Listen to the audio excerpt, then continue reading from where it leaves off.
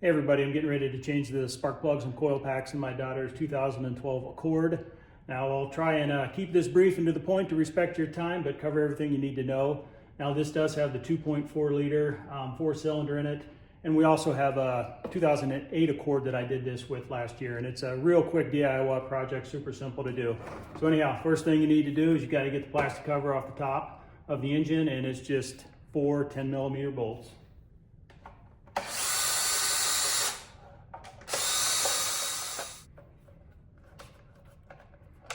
Final bolt, slide the cover off, and now you can see the 4 coil packs, the top of the 4 coil packs. Now one thing I do suggest, since you're going to be pulling the plugs and exposing the top of the engine to contaminants, I would highly recommend, if you got compressed air or something, to clean this area out.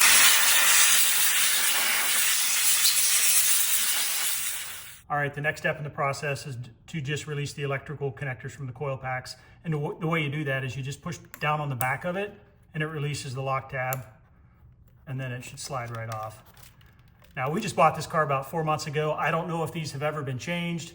I'm assuming they have, because it looks like somebody didn't know what they were doing and they broke the tab off here, probably trying to get a screwdriver in there. But yes, it's very simple. You just push, and pull them off. This car has 93,000, well, actually 94,000 miles on it now, so I'm really curious to see if it has OEM plugs in it or not. So the next thing you need to do is remove the coil packs, and once again, these are 10mm bolts also. I'm going to pick on this second one here since it's best centered in the camera. Remove the bolt, and then this should just wiggle and lift right out. And what do we got here? It looks like these are Denso coil packs, so I assume these may have never been changed. I'm still curious to see what type of spark plugs are in here. Okay, with the coil pack removed, you should peek down in there and just make sure that there's not any crud down there or oil. That actually looks pretty good. You can see the spark plug sitting down in there, so I'll get the wrench on that and get that out of there right now. All right, I'm just going to do these plugs one at a time. I don't want to open the whole top of the engine up and have something fall in it. So you're going to need a 5/8" spark plug wrench, and I assume most folks are aware of this, but a spark plug wrench has a rubber grommet in there, and it holds the spark plug captive to bring it out. And you'll need an extension. I got a 6" extension on here. Get onto the plug, and once you get it started, you can just twist it out by hand here. Make sure you're pushed down on it. That way it's captive.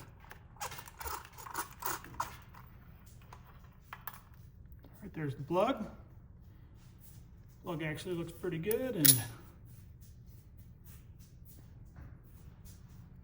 this is an NGK. So it could, you know, NGK and Denso are both OEM for Honda, so this could be original.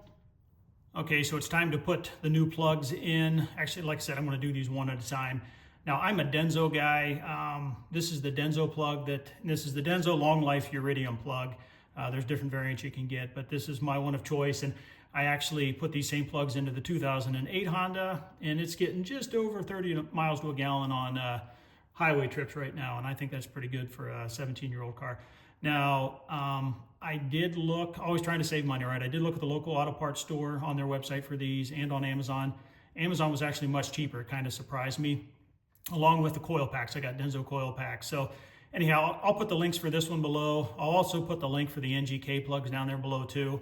I know some people prefer one over the other, but I've always just been a Denso person. Both great products. So anyhow, I'll get this one prepped. I'm going to put a little bit of anti-seize on it. And this is what I'm using for anti-seize. You just want to put a little bit on the threads down here. I'm not going to film that because it gets messy. And then I also, when you put this back down into the cylinder, I prefer to use a rubber hose. You can use the spark plug socket, but sometimes that'll get stuck down in there. When you pull your extension off, it'll come apart. You can also wrap like electrical or duct tape onto the extension in the socket to try and keep it captive. But if not, you can just get a piece of rubber hose or something like this, and then you can stick it down into the cylinder hole there and get it hand started before you put the wrench back on it to tighten it down. So just a tip there. Okay, as you can see, I have some anti-seize placed on here. Now it's time to drop it down into the cylinder here, and be very careful when you do this. You do not want to damage the tip of the plug, and very gently get it started. You don't want to cross thread it, so if it's fighting you, stop and start over. So yeah, now it's started. Now I'm going to pull this out. Now I'm going to get the socket back on there, and I'm actually going to just go to a normal 5/8 inch socket. I'm not going to use this one. That way when I go to pull this out, it won't get stuck onto the spark plug. So here we are, normal 5/8 inch deep well socket. Down here hand tight. Easier to do this than spinning your ratchet on it. Okay, it's hand tight. Now, torque spec on this is 13 foot-pounds.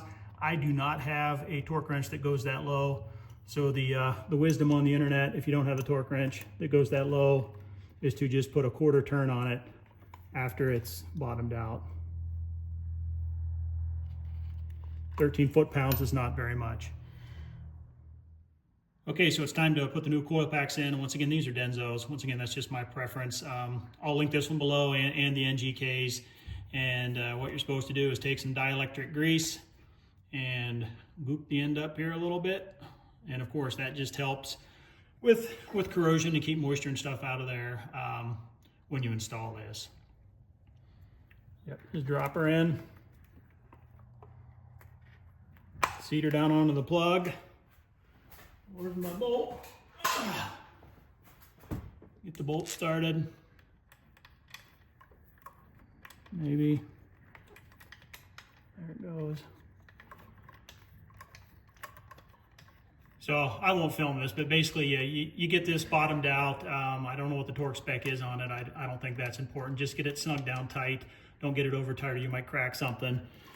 And then replug in your electrical connector. And just repeat yourself 3 more times here, and I'll come back when I'm done with that. I won't bore you with all that.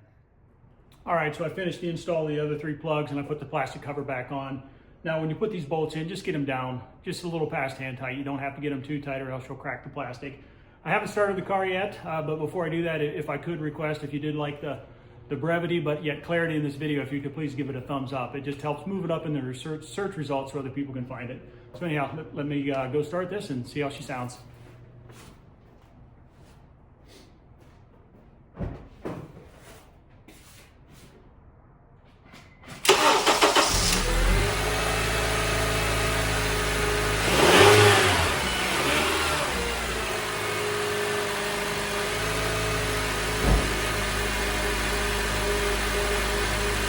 Purrs like a kitten. Thanks for watching.